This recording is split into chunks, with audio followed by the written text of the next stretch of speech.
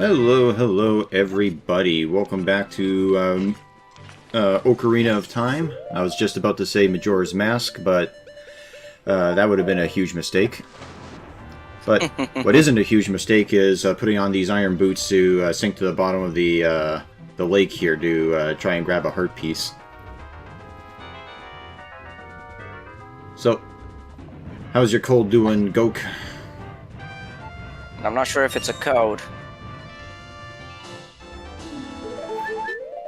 Anyway, for those of you wondering how the underwater timer works, for how long you're able to stay underwater, it's based on how many heart pieces you have, or how many hearts you have. Sorry. It's the same for how long you can stay on the volcano, right? I believe so. Yeah, like it uses the same thing, but it's a fair way to do it, I guess. And there is one more gold Skulltula that's in that area, but we need like the silver gauntlets in order to get it, which is pretty annoying because I hate backtracking. But you know, it is what it is.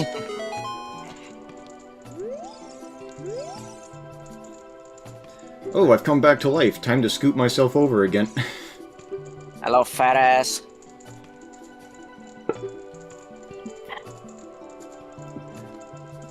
Drinking some hot coffee to make my throat, to give more of a thermal shock to my throat. And I'm drinking cold coffee because I drink it slow.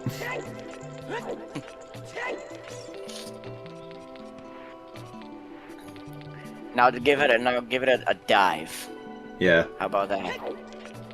And this is also kind of where I realized that, it has to be nighttime outside in order for the gold Skulltula to appear inside, even though that's not how it works in the dungeons, but I digress.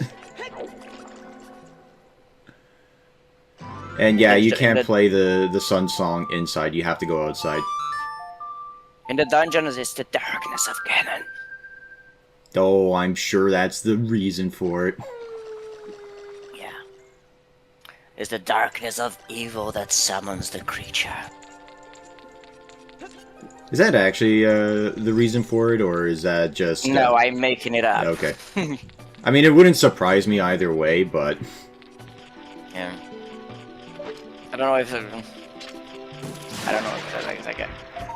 there's any thought put into the magic, into the logic for magic in Zelda.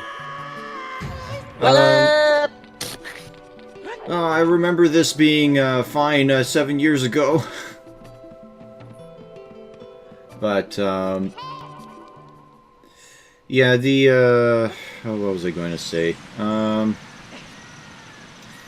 would say that there's at least a little bit of thought put into it. Like, it's not just full-blown, like, oh yeah, we're just doing whatever the fuck. Like, there is some rules and consistency. At least compared to some other animes and stuff that I've seen. Yeah, but at the same time, we're not talking like about Brandon Sanderson novel where the magic system is basically a science. Yeah. Which is basically what I'm doing with my my system. How many metals do you have to swallow to cast Fireball? Fireball in my system, you need a really good ruby. That's worth at least 10 gold coins, kind of thing. And gold coins are worth a fair bit in my world. But, and I also remember there was a gold Skulltula around here somewhere. You just have to... There he is. But yeah, so you need like a big diamond, essentially, to funnel the magic, because the way that I've sort of done magic is that everything has a symbology to it, and then you have to use that symbol of the item to basically use the magic in some way. But more interesting, instead of a ruby, it was just a really spicy jalapeno. Spicy, oh, jalapeno, you said? Mm-hmm. Okay. I mean, I'm sure if you really wanted to, you could make it so it's 10 gold coins worth of jalapenos you have to eat. And then you bend over and fart it out. Yeah, you fart out of and it can double both as a stinking cloud and fireball. It's just a... I remember seeing this, this comic where it's like they made the Orc Wizard, Mm-hmm. where it's like every single one of his spells were just like for fireball he just sets a goblin on fire and tosses him on the enemies. Yeah, does he cover the goblin in pitch at least so Yeah, it explodes, probably. or he sets fire to the goblin covered in alchemist fire? Perhaps. I don't know. It sets the goblin on fire and tosses on people and then calls it fireball. and, Yeah, and like, there was and also like, the story of the orc in Pathfinder who raised his intimidation skill so high that the DM kind of allowed him to just intimidate whatever to get his way. it doubles his stealth. Yeah, where he's like, You okay, do make not me. see me! You don't see me, and then he's like, all right, you need to make a boat, and he's like, all right, I intimidate the planks of wood, so they know better to instead of being planks of wood, they transform themselves into a boat. That's retarded. It is, yeah, but it's fucking yeah. funny. Yeah. The funny thing is that the comic ends with like two mages talking like, is he really a... Can we really call him a wizard? Oh yes! You should see him casting the stinking cloud. It's the work of a master. What else was there? Oh yeah, there was, I can't remember if it was Sir Barrington, but if that's what it was called, but it was basically a guy who was just playing a bear who had a deception check so good that he was able to convince people that he was human.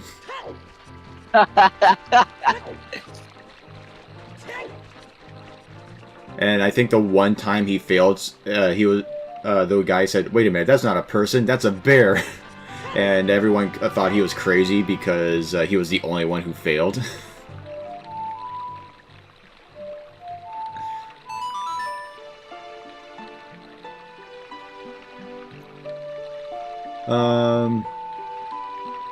Yeah, I guess I was thinking of taking Epona over, but I guess I decided, fuck it, I'll just teleport.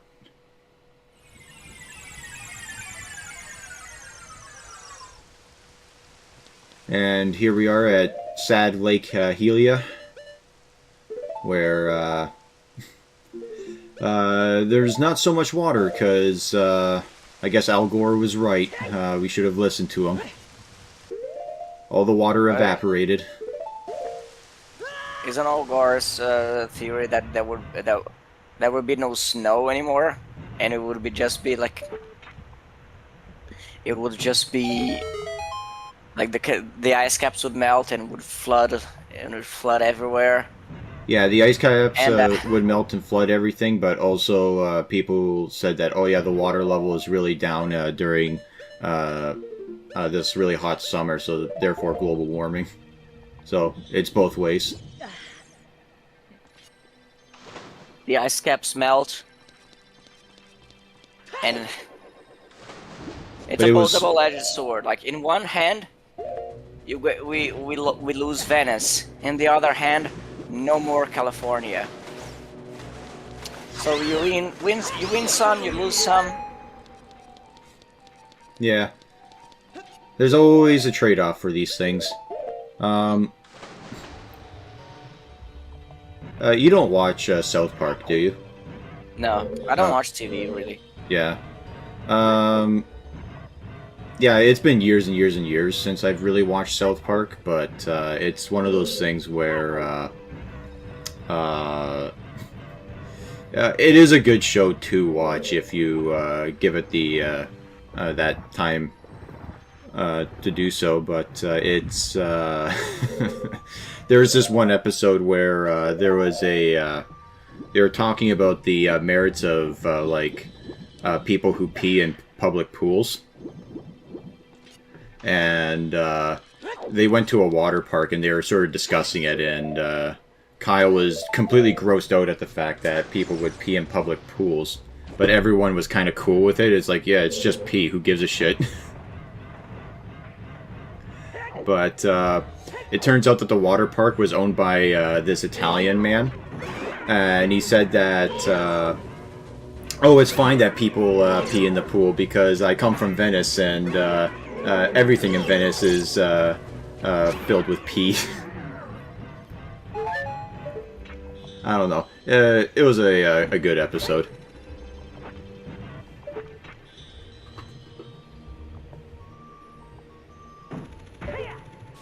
Anyway, and I figured I'd just do some busy work with the doing other stuff with the water temple, because I don't want to meet my Sundari waifu. Sundari. Sundari. Sounds like a name of a logo.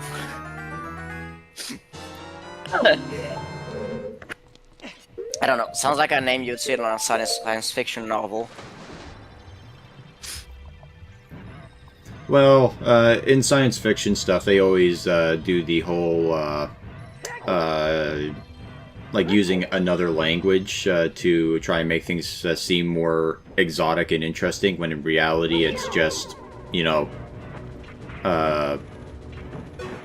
Rock Hill or something like that if you just translated it into English.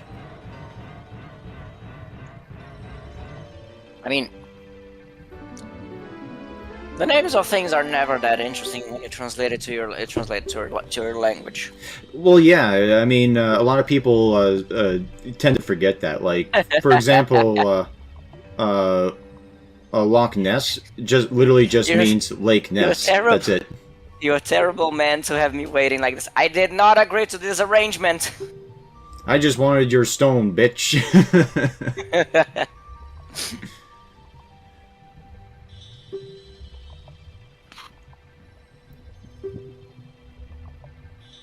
I think I wouldn't be surprised if the plan was on the original when in the development of Ocarina was to have the King Zora's domain free melt over time. I think I read somewhere that was the plan, but due to time and hardware limitations, they couldn't do it. So they just sort of said, "Oh yeah, it'll thaw eventually." It's just gonna take a really long while. And then and then in Twilight Princess you just drop a meteor. A meteor on it, and it's instantaneous, like drop a really large rock and it just unfreezes the whole thing. Well, to be fair, the GameCube and Wii had a bit more memory to work with than the N64.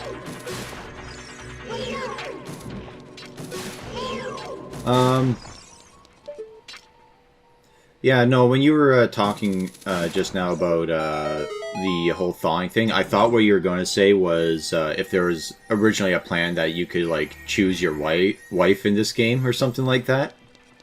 But I think canonically, Link does marry Malon. Really?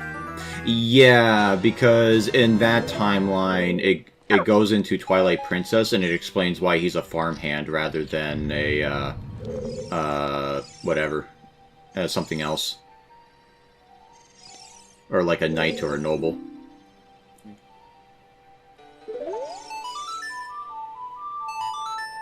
But, yeah, you want to open up that can of worms and talk about the official Legend of Zelda timelines? No, I don't care. Aw, come on, this is the point where it all branches off and goes into Shitsville. We know why it branches off. Hmm? Sorry?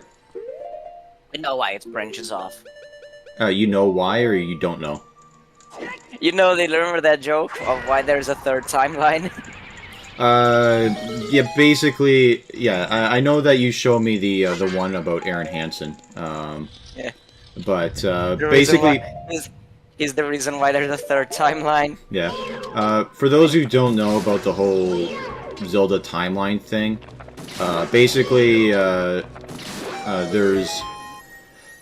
Ocarina of Time isn't necessarily the farthest back, because there's games that go even further back, but it's the point where it branches off into 3 different timelines, where it follows adult Link when he beats Ganon, and basically everything in that world is fine after he beat Ganon as an adult.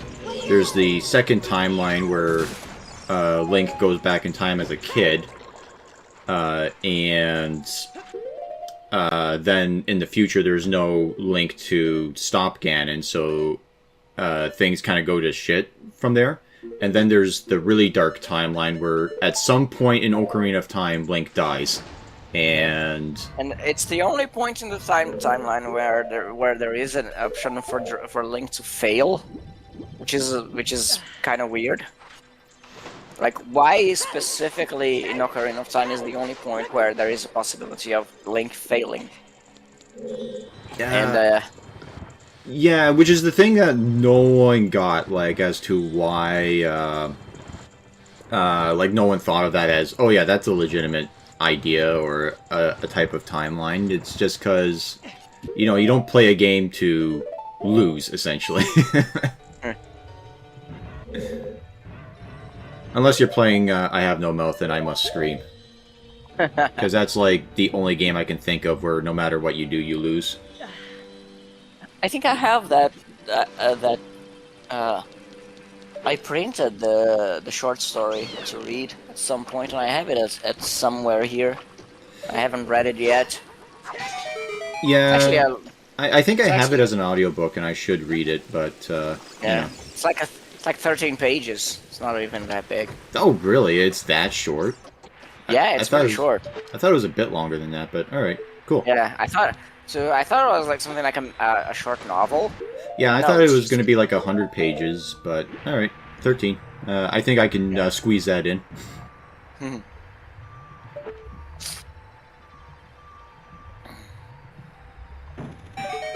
I do like the dragons in this dungeon.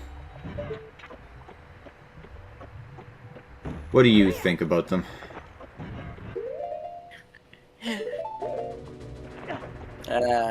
No, never put much thought into it. God, you don't put much thought into anything, do you? In pieces of scenery, usually not.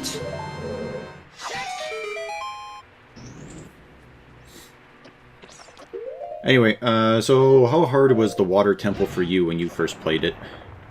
It took me about 6 hours. Alright, that sounds about right.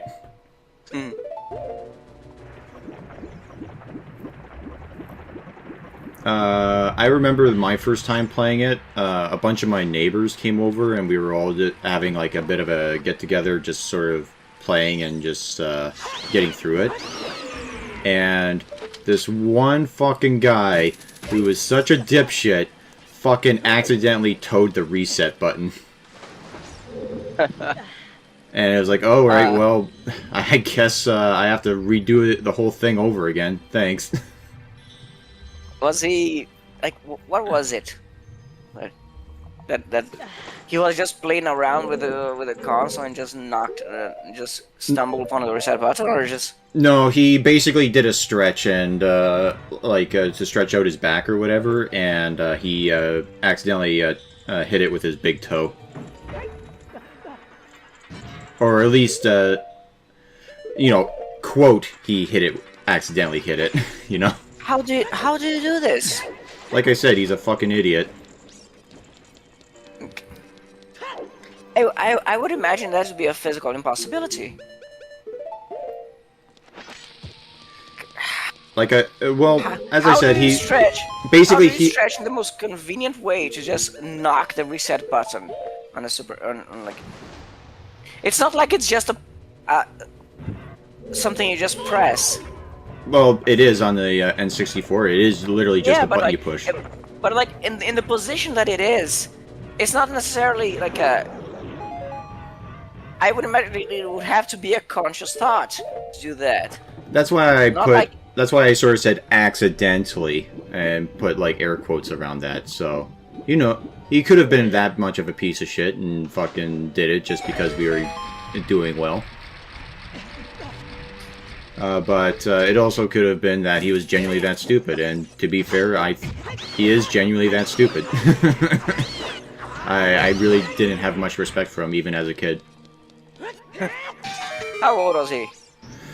When I was about 5 or 6, he was in grade 8, so old enough to know better. Yeah, he was being a dickhead on purpose. Okay, there's no excuse like that you can stretch yourself in a way that to hit the reset button on a 64 and it not be on purpose. Yeah. Like you should go back. You should go find that guy now and give him a kick in the balls just to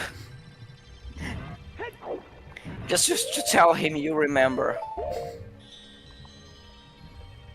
Yeah, I don't know, it's not that important. I mean, fuck, I've played this game so many times, it's like, who gives a shit?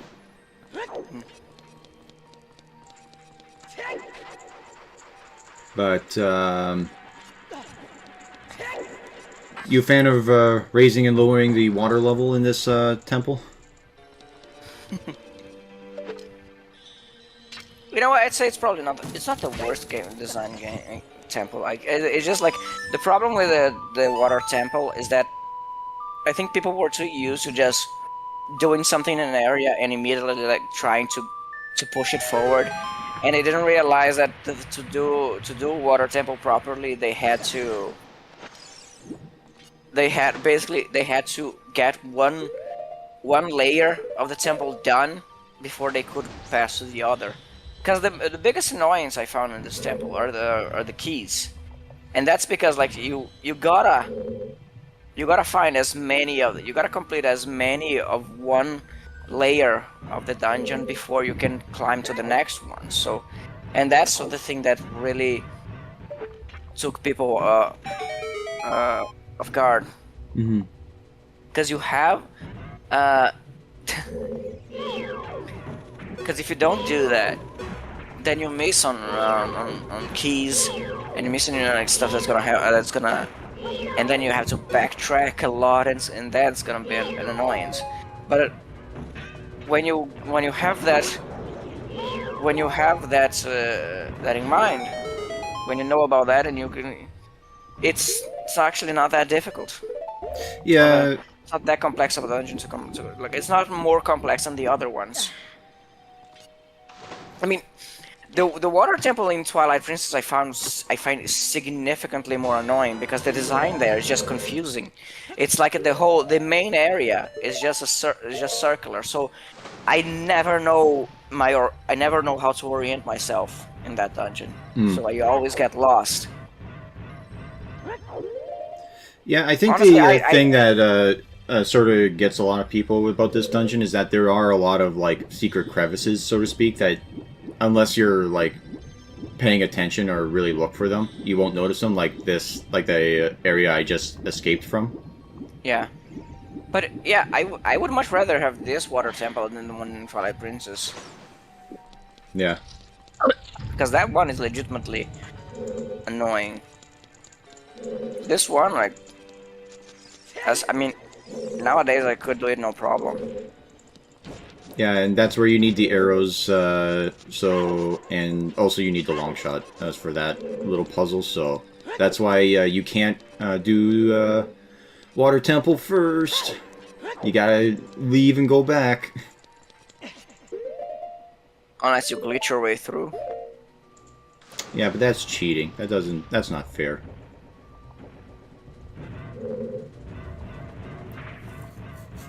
Now there is a way to get to the second floor by not needing to get the water level to the second layer.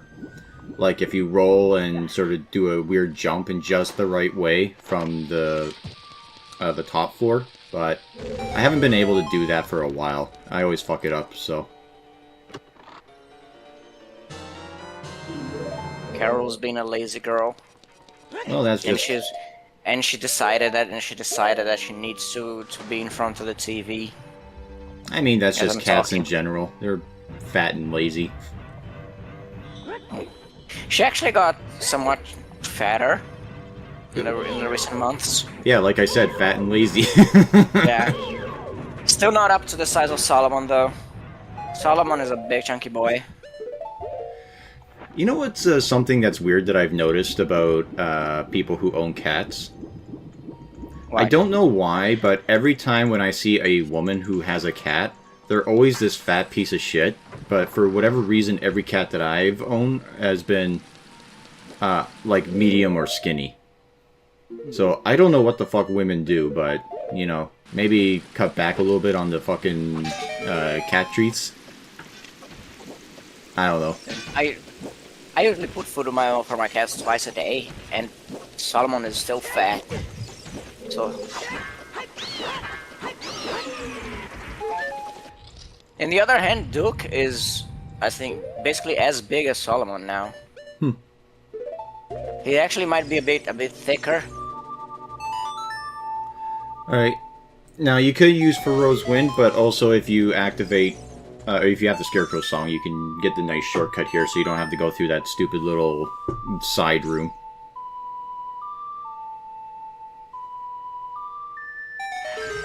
But I think I put a Pharaoh's Wind here anyway, just because, you know, who gives a shit? Oh, no. Okay, I guess I don't.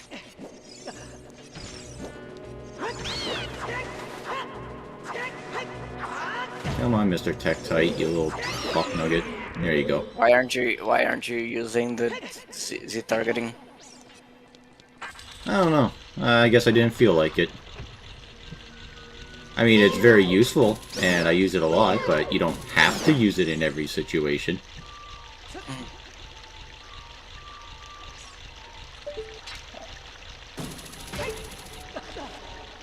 Goodness, Carol's claws are just so dirty.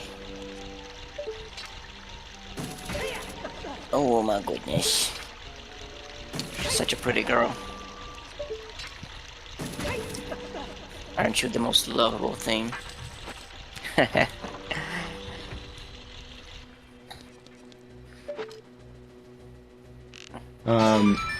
God, I just hate that fucking puzzle, the one previous, especially if you don't have the key. So you do it, and then you realize, oh fuck, I needed the key the whole time, so you leave.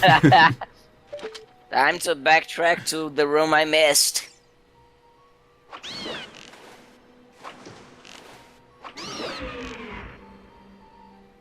Have you ever managed to beat Dark Link no damage?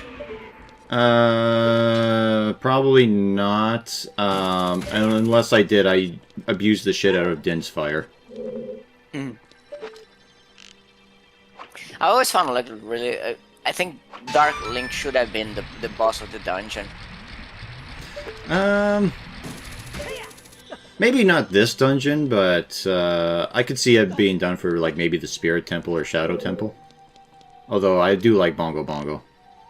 Yeah. But I just think like a Morpha is a really disappointing boss. Yeah. The temple here is hard, but man, Morpha is a pushover piece of shit. Yeah. But I don't know that, like, it's a pretty, in design itself, is a really lame boss. So, I think it would have been much more interesting if she, like, if she was the one to, you just fought Dark Link instead. Yeah. So, first of all, it would be interesting because it would be a boss where you don't have to use the like, it could have been like this. You get the long shot without having a mini boss fight, and then you have the boss fight with Morpha, like to be able to live the area. Uh-oh, our reflection's gone. You know what that means.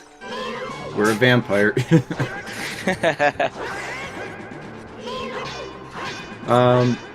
Now, like I said, you can abuse the shit out of Dark Link with Din's Fire because he can't dodge it, but I'm doing this, quote, the proper way, unquote. And also, if you Z target and push forward, you do the forward stab, and that's like the worst move to do, because that's what he does to jump on your sword. Usually what I do is that I just strafe a circle around him, because at some point he's gonna you manage to hit him without him hitting you. Okay. But usually what I find is that if you keep doing this sort of thing, eventually you get a hit in on him. It's a bit weird. Another way to do it is with the Megaton Hammer. Apparently the little shockwave that happens when you use it can hit him. Or at the very least he has trouble like avoiding it. There's a few ways to do this. I wonder if can you use the big Oron sword too? Probably, but like I said, I don't like using the big Goron sword, so I enjoy it. Yeah.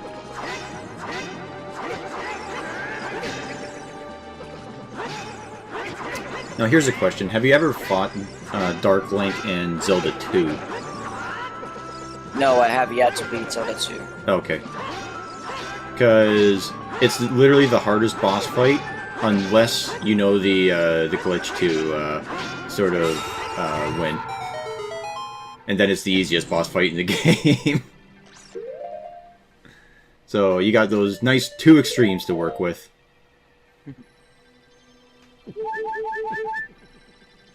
And I told you that milk was going to be going to come in handy.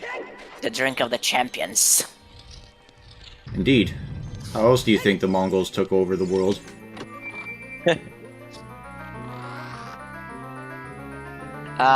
Through a lot of slaughter and rape. Yeah, but, you know, you don't just do that in one day and then you win. You gotta spread that out over the course of, like, a few years. Like, Genghis Khan spent his whole life conquering the world. What do you think they ate and drank in the meantime? Horse meat. Yeah, they drank horse meat and milk.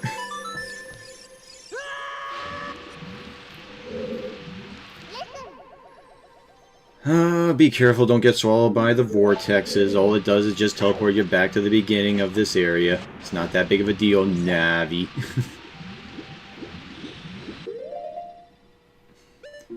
Especially since you don't move if you have the iron boots on.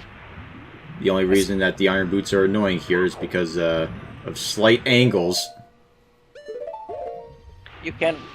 The best thing is to just not roll with them. No, if there's a slight incline, like you keep slipping down, like I did with trying to climb up. Or are you saying that I should have rolled?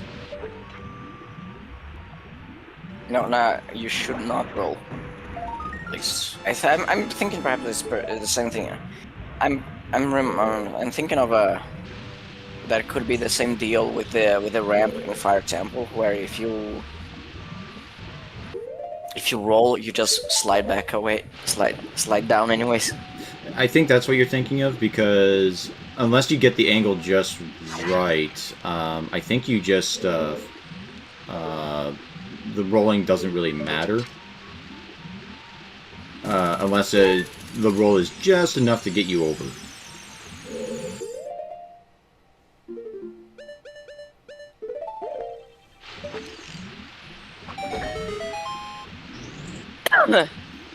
Gesundheit. What is your opinion on saying bless you versus Gesundheit? Or do you guys say something different over in Pakistan?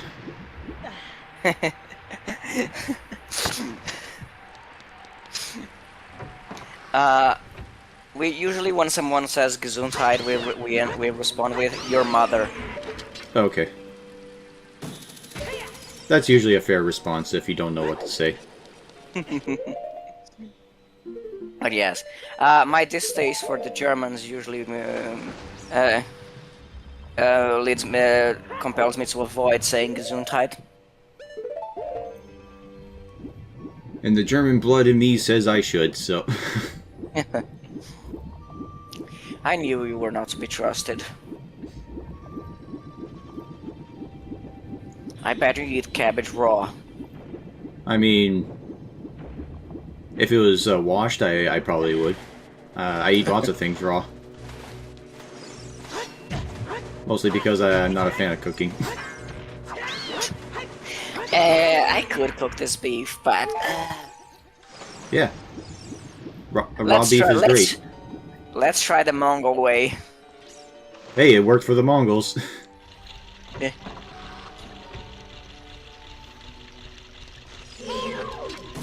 Now, there is a way to get that gold Skulltula without using the long shot, but it's kind of annoying. You have to get on that bottom platform on this side and have it and wait until it's up till the top part, and that's roughly the distance and angle you need to be at to get it. Well,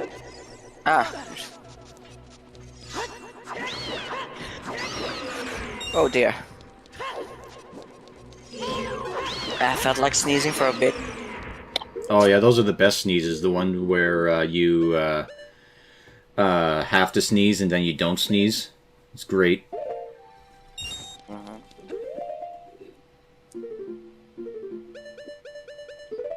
Good thing there. I hope there's no equivalent for taking a dump.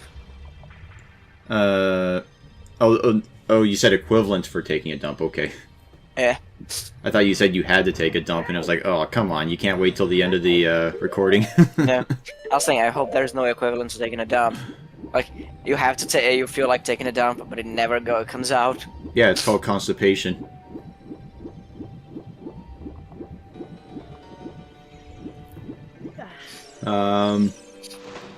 Let's see, what else is there? I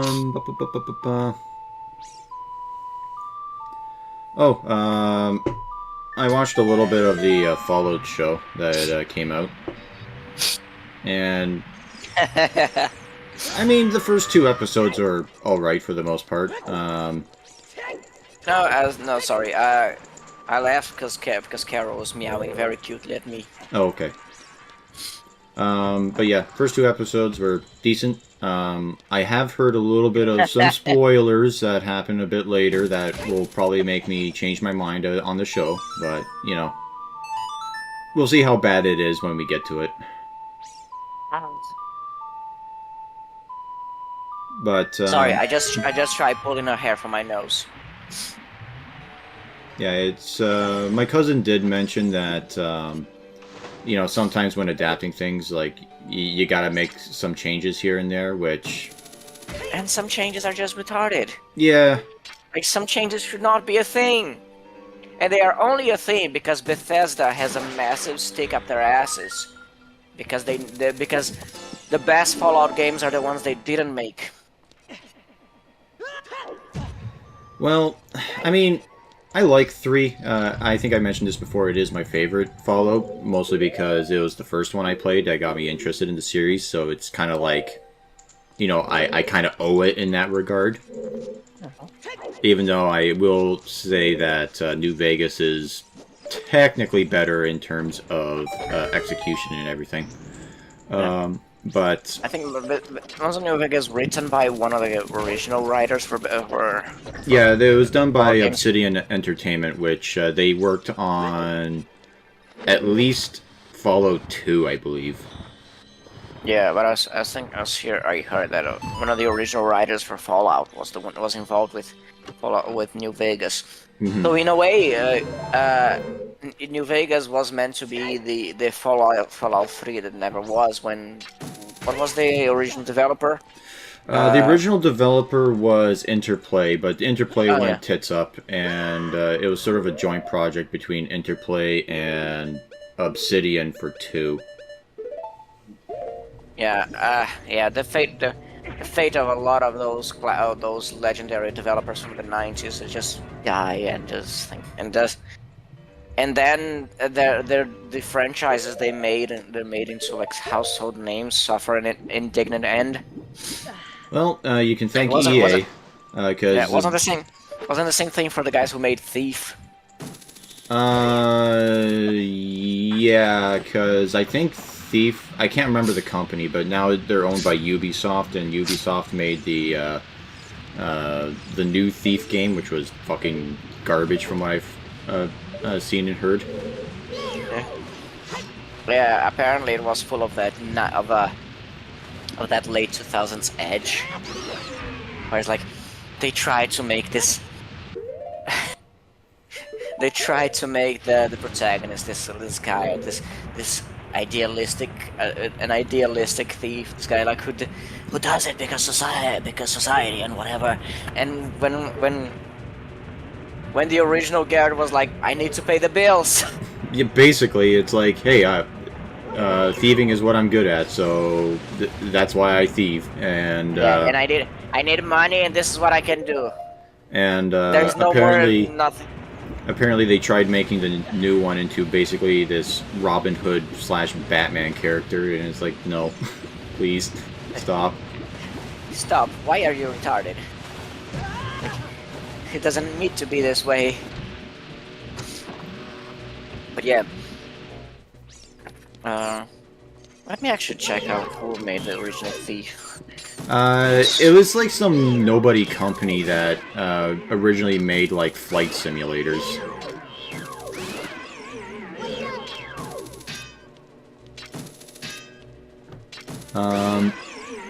But yeah, EA is mostly responsible for the a lot of the problems that like that where developers go tits up, because what EA would do is that they would just buy them out and then just fuck them up. That's where Bullfrog Entertainment went to shit. Cunts. Hmm? I don't mean because they're raging cunts. Because I wouldn't be surprised, like the. You sound like you're a mile away. Yes, because Carol was biting my mic and I put it up. But yeah, because EA are massive cunts, and Looking Glass Studios, I think they. I may be mistaken, but I think they were the same guys who made. Yes, they were the same guys who made System Shock. Oh, really? Okay.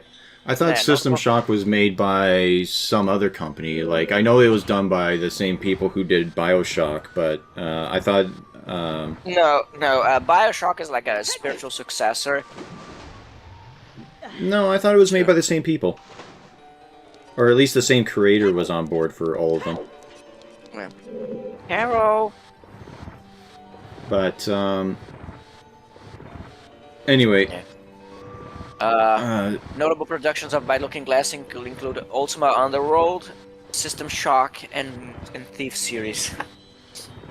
Yeah, speaking of Ultima, that was another company EA bought out and destroyed, was the one that, the company that made all the Ultima games. Betrayal! Yeah, basically. What else did EA buy? Oh, Pandemic Studios, the guys who did,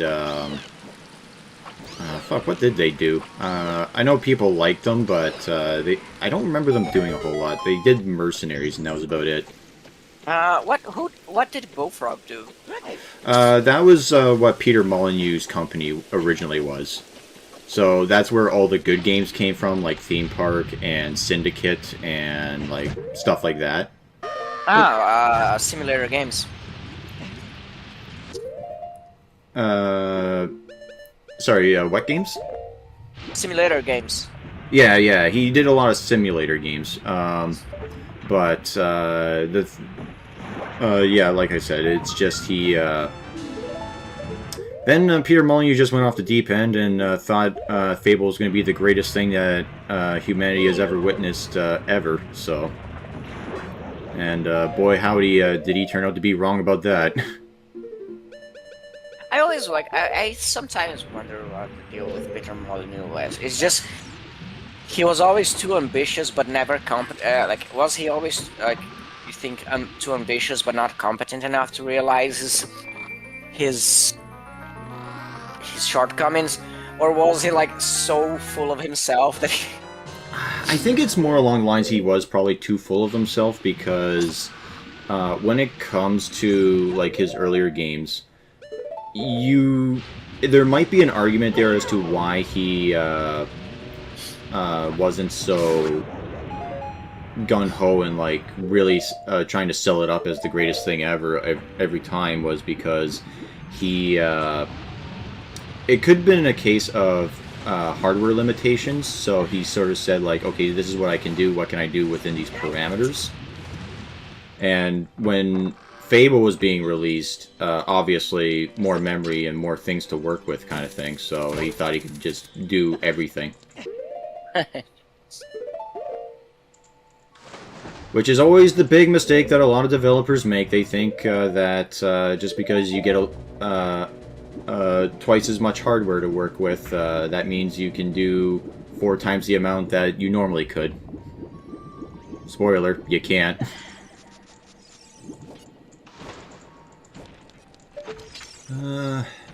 Hey, Mr. Scarecrow's still up, so we don't have to do the fucking room. Yay.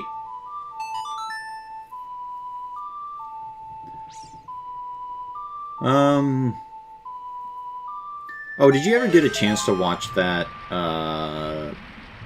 Yandere Simulator developer comment video? Oh, talking about how to fix the code. Yeah.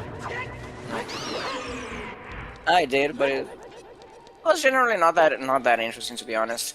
I thought like You're not like. But then again, I have no knowledge of programming, so. Yeah, I do think that if you have a bit of knowledge of programming, it would stand out a lot more. But yeah, it's pretty amazing how incompetent Yandere dev really is when it comes to this shit. Whoops. So you can adjust yourself, but it's sort of better to go off on the side. I forgot that detail. Yoop.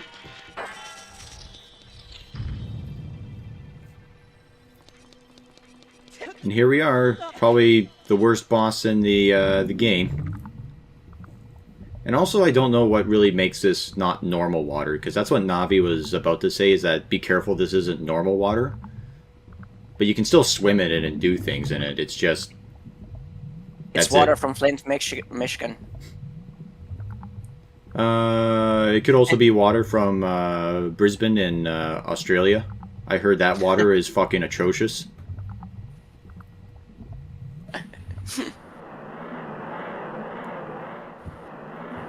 Unless the idea is that Morpha is the entire water that's here, and that that little bubble is just what you have to attack. That's probably it, now that I think about it. Oh, nice. Now I have 2 cats in front of the screen. Don't worry. There's just going to be long tentacle things for them to try and swat at. While I use a big stringy thing to try and catch a bouncing red ball. You know, just normal things that a cat would not be immediately interested in. Yeah, it's a good thing they're not looking at the screen right now. They're just...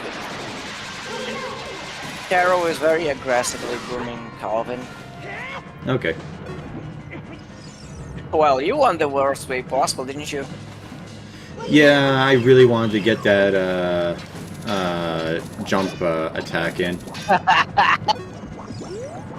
Just...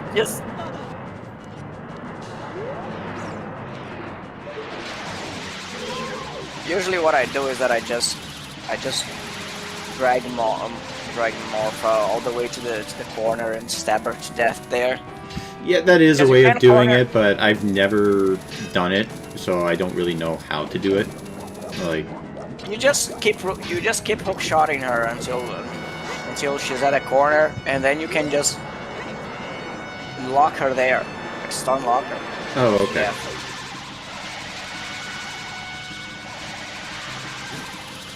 Well, I like to say I'm making this at least somewhat more interesting than that. Yeah, by failing hard. Come on, dude!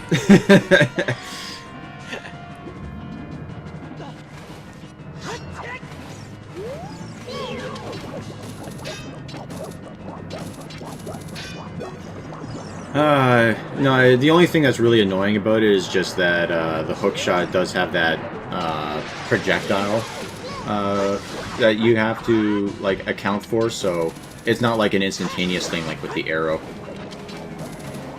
You know? Just go to the side, man. No, you gotta do it from the middle. That's where all the action is. We gotta make it more difficult for ourselves. Yeah, come on. You gotta have fun with these things. You embarrass me.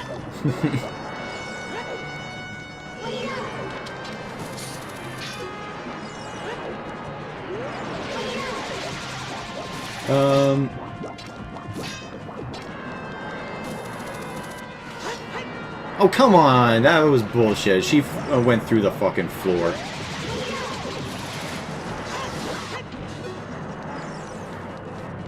You saw that, right? Yeah.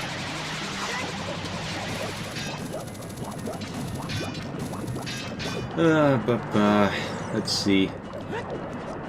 I also hate how she just sort of constantly moves around like that, so it's like impossible to get like a good aim on her, you know? Goodness.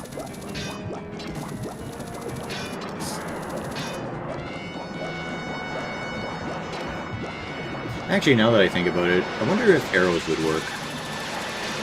I don't think they do. It's probably like because it's encased in water, so the arrows wouldn't hit it. Oh, damn it. And there you get it. Like, I thought I was far enough away. But anyway, now we get to see this fun cutscene. now you gotta see the inspiration for a lot of doujinshi.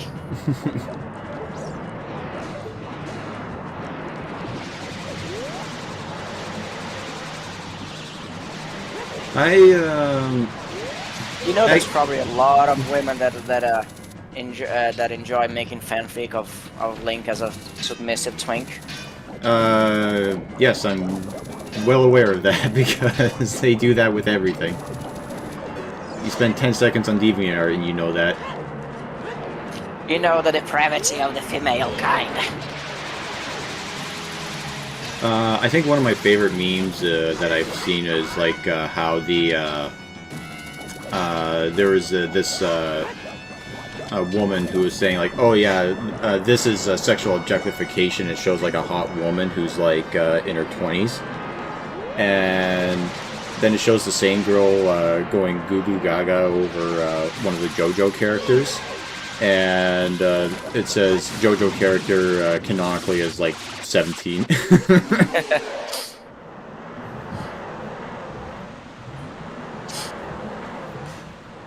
It is hilarious, like the duality of anime. Like there's a picture, like two characters. One is the guy's from JoJo, and the other is a girl from K-On!, both 17 years old. And the disparity in appearance of the two is incredible. Well, yeah, I mean, all the JoJo characters look like they're in their 20s or 30s, so...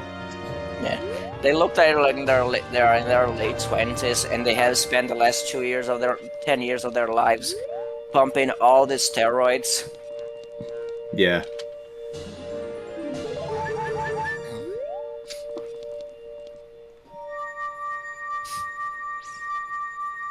So, finally beat the water temple, thank God. And,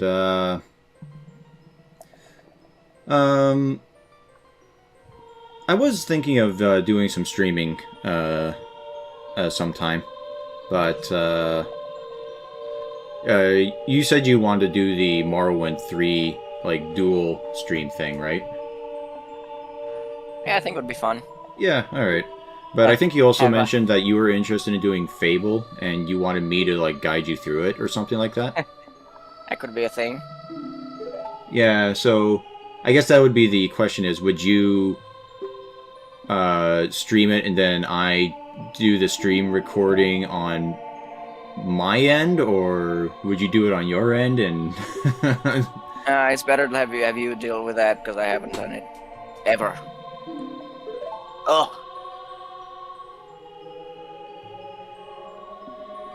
All right. Well, we'll figure some shit out. So. Have me and Crimson guide you through Morrowind.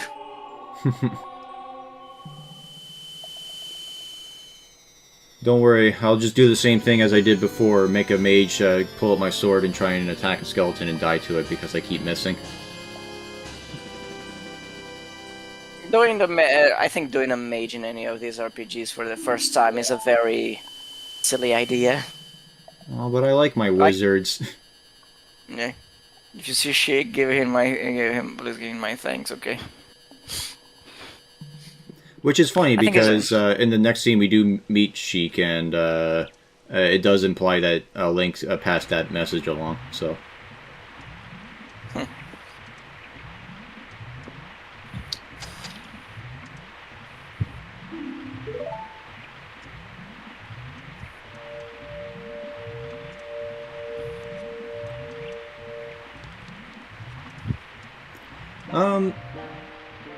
Yeah, see? It did really want to thank me. Yeah. I didn't say anything. I could tell by your, the way that your face looks that, that's what you wanted to say. Your very expressive Nintendo 64 face. Honestly, like, for N64, like, Legend of Zelda was very good at conveying, like, that thing. Yeah. They didn't get graphics much better than this in 1998. Yeah. What was it like? What was the other thing? Half-Life? Yeah, there was Half-Life, and even then it was just sort of like skin stretched over a model.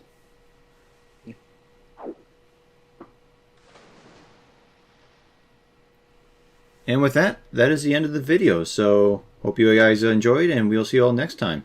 Have a nice night. We're not gonna see you get the fire arrows yet. No, not yet. Next time. Bye-bye. Next time.